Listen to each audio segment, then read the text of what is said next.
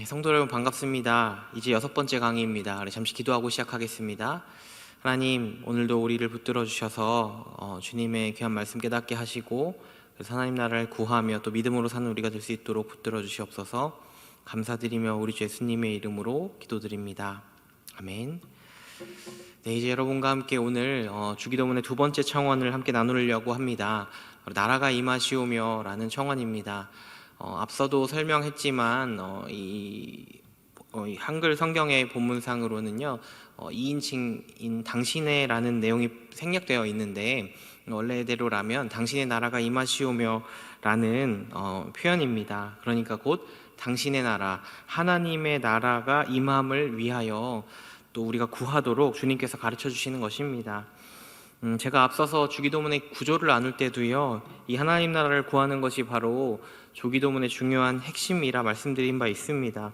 그래서 오늘은 이 하나님 나라에 대한 이해가 필요하기 때문에 이 하나님 나라에 대해서 먼저 이해하는 시간이 필요할 것 같습니다.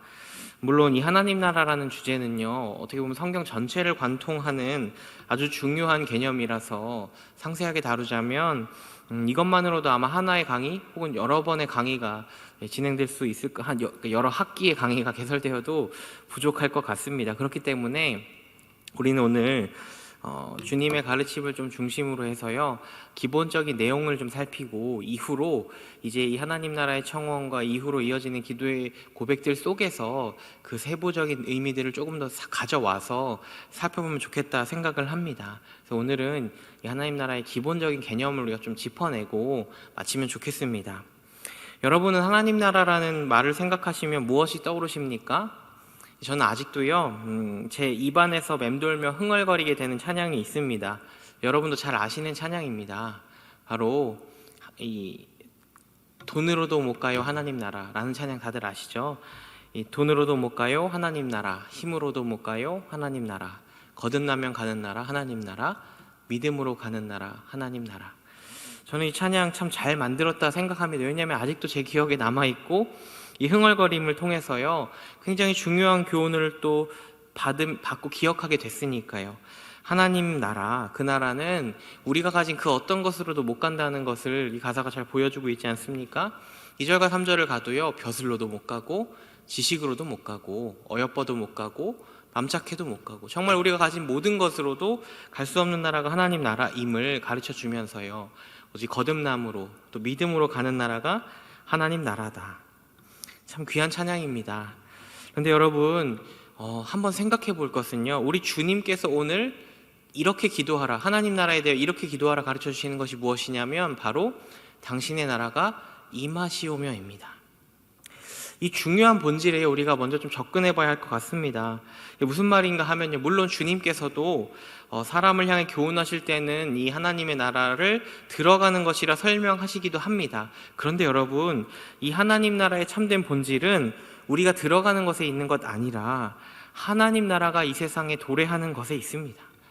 그래서요, 우리 주님께서도 가장 먼저 그분의 사역을 시작하시면서 선언하시는 말씀이 무엇인지 보면 마가복음에 있는 말씀을 인용하자면 이렇습니다.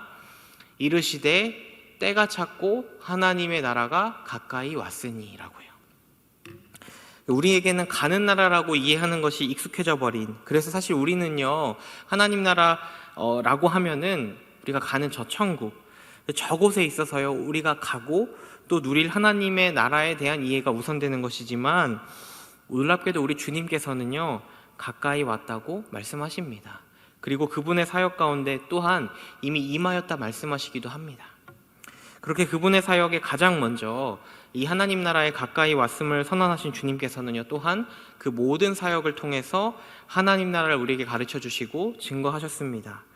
그러니 우리가 이 하나님 나라에 대한 중요한 본질을요 분명히 바르게 이해해야 할 것입니다. 그러자면 다시 한번 우리가 좀 한 가지 질문을 던져봐야 할 것 같습니다. 바로 하나님 나라가 무엇인가에 대해서요. 근데 이 일에 대해서 우리가 좀 바르게 이해하려면 하나님 나라가 임하게 될 때에 이 땅에서 일어나는 게 되는 일들에 대해서 주님께서 가르쳐 주신 말씀을 보면 우리가 좀 이해하기 좋을 것 같습니다. 앞서 제가 마가복음 말씀을 인용했던 것처럼 공간복음은 예수님께서 이 사역을 시작하실 때에 하나님 나라를 선포하심으로 주님의 사역이 바로 이 하나님 나라가 임하게 되는 것, 혹은 하나님 나라의 중심 바로 주님이신 것을 밝히셨다는 것을 함께 살피었습니다. 마태복음 4장을 보아도 동일하고요, 마가복음을 보아도 그렇습니다. 그런데 사실은 누가복음 말씀은요, 이와 같은, 그러니까 회개하라 천국이 가까이 왔느니라, 혹은 하나님 나라가 가까이 왔느니라는 이 선포하는 메시지는 조금 생략하고서요, 오히려 예수님께서 직접 전하신, 그 당시 사람들에게 전하신 어떤 설교의 메시지를 통해서 이 하나님 나라가 임하고 그분이 오심에 대한 중요한 의미를 가르쳐주고 계십니다. 바로 누가복음 4장 16절부터 21절까지의 말씀인데요, 말씀은 이렇습니다. 예수님께서 회당에 가셔서 이사야 선지자의 말씀을 펼치시고 그 말씀을 읽으시고 나서 이렇게 말씀하시는 것이죠. 이 글이 오늘 너희 귀에 응하였느니라 라고요. 즉 주님이 오심으로 선지자들을 통해 선포된 저 말씀이 오늘 성취되었다, 성취의 때가 시작되었다라는 것을 말씀하시는 것입니다.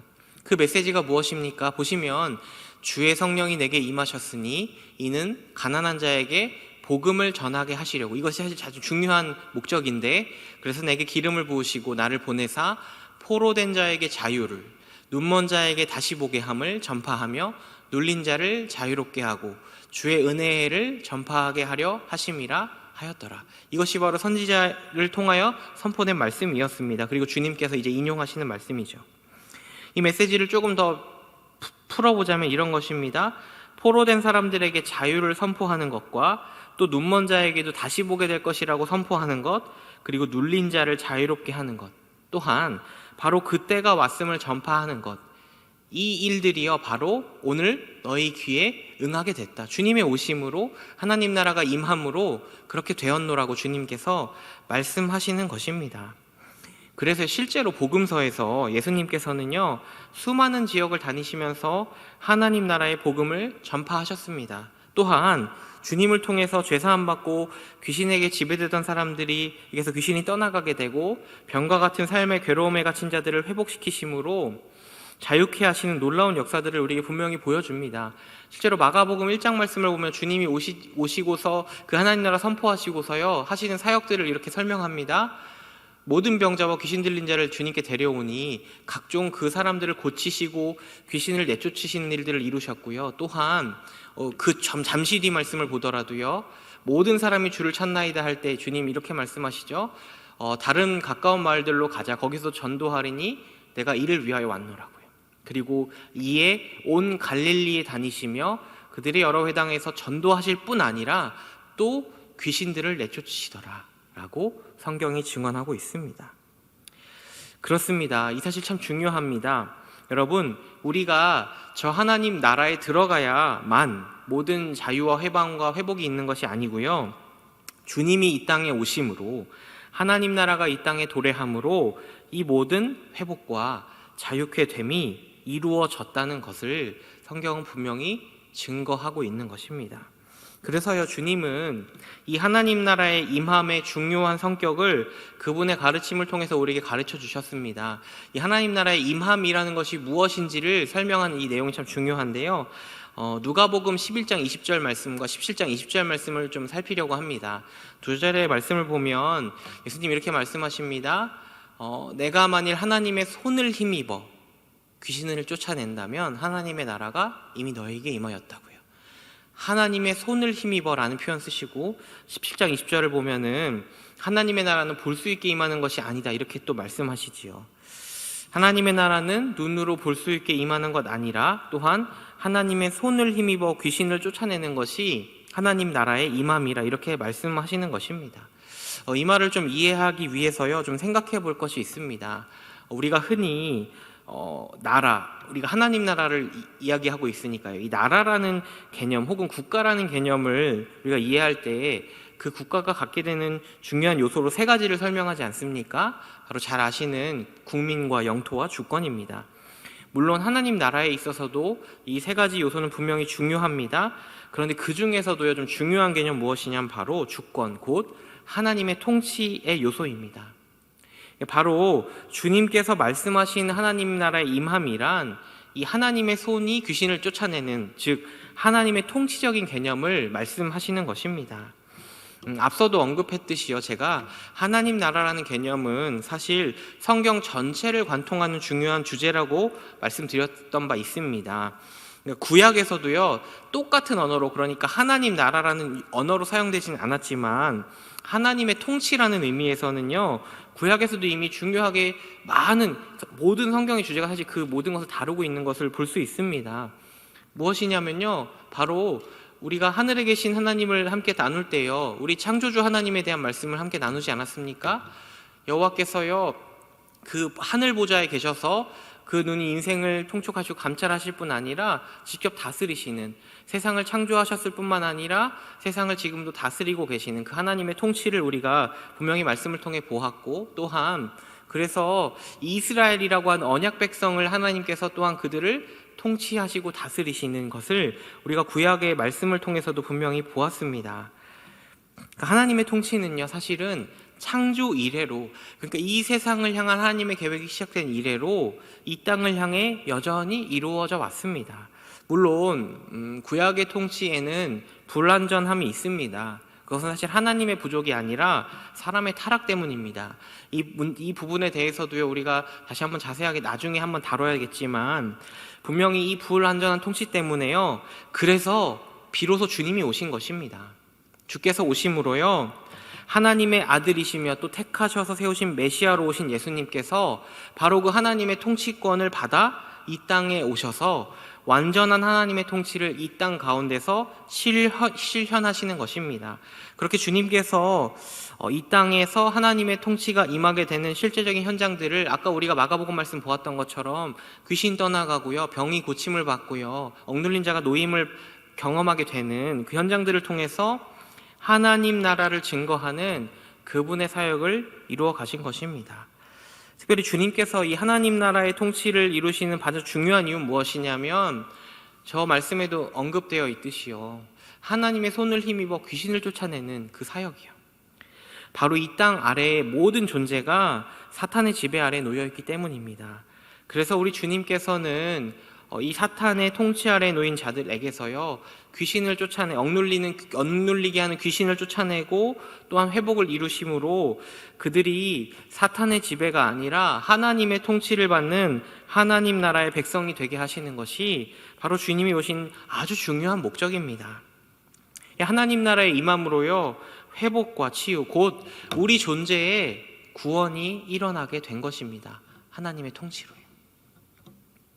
근데 아마도 이 강의를 들으시면서요, 어떤 분들은 눈치챘을지도 모르겠지만 예수님께서 하나님 나라에 대해서 선포하신 가르침들을 살펴보면 주님의 말씀이 서로 충돌하는 것처럼 보이는 표현들을 발견하게 되는 것이 사실입니다.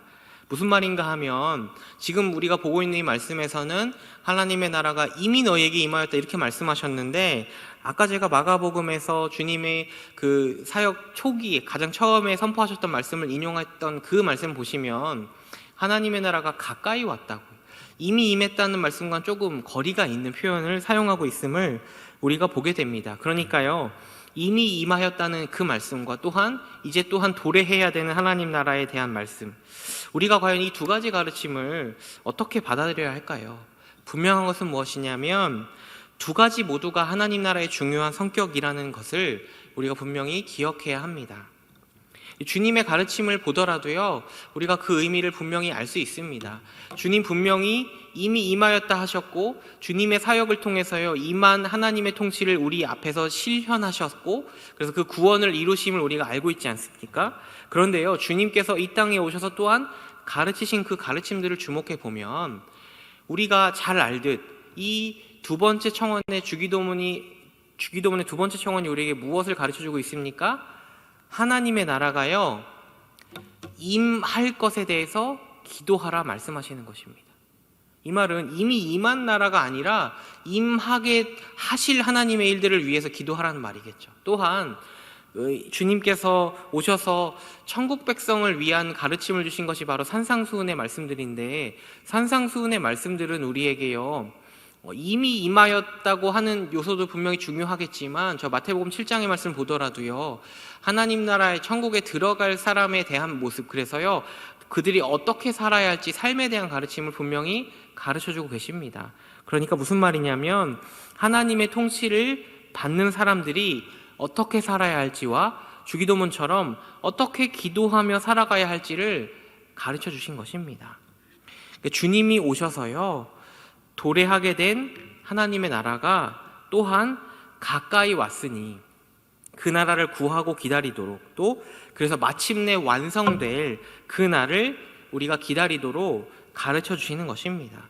그래서 실제로 성경을 보면 주님께서는 십자가에 죽으시고 부활하신 후에 승천하시기 전에요, 제자들에게 나타나셔서요, 또한 하나님 나라의 일을 말씀하셨다고 성경은 가르쳐주고 있습니다. 그가 고난받으신 후에 또한 그들에게 확실한 많은 증거로 친히 살아계심을 나타내사 40일 동안 그들에게 보이시며 하신 일이 무엇인가 하며 승천하시기 전에 하나님 나라의 일을 말씀하셨다고요. 사도행전 1장 3절의 말씀입니다. 주님은 그때 분명히요, 하나님 나라의 마지막 광경도 가르쳐 주셨을 것이고요, 정말 다양한 하나님 나라의 가르침들을 분명히 제자들에게 가르쳐 주셨을 것입니다. 그리고 실제로 성경을 보면 주님 이후로 사도들이 교회들을 향하여 보내는 편지를 보면 하나님 나라의 완성되는 차원이 얼마나 놀라운 우주적 범위에서 이루어지는 일인가에 대해서요, 분명히 교훈하고 있습니다. 대표적으로 에베소서 말씀을 보더라도 이렇지 않습니까? 1장 20절부터 23절을 보면 만물이라는 표현을 사용하면서요, 만물이, 모든 세상이 그의 발 아래에 복종하게 될 것이고 주님을 만물 위에 또 교회의 머리로 삼으신다, 이렇게 말씀하십니다. 그리고 교회는 만물 위에 계신 주님의 머리 대신 그 몸을 이루어서요, 만물 위에 존재하게 된다고요. 그 마지막 때에 하나님의 나라가 완전하게 이루어질 때 어떤 광경이 될지를 우리에게 분명히 생각하게 하는 말씀입니다. 그러니 그날을 기다리며 여전히 이 땅에서 하나님의 통치를 받는 공동체가 바로 교회라는 것을 분명히 우리에게 깨닫게 하는 것입니다. 교회는 이 땅에서 여전히 하나님의 통치를 받으며 이 땅을 살아가게 되어서 마침내 온 세상 통치하시는 그리스도의 몸으로 온전한 승리를 누리게 될 것입니다. 그러니 그 완전한 날을 기다리며 성도인 우리는, 하나님 나라의 백성인 우리는 오늘을 살아가는 것입니다.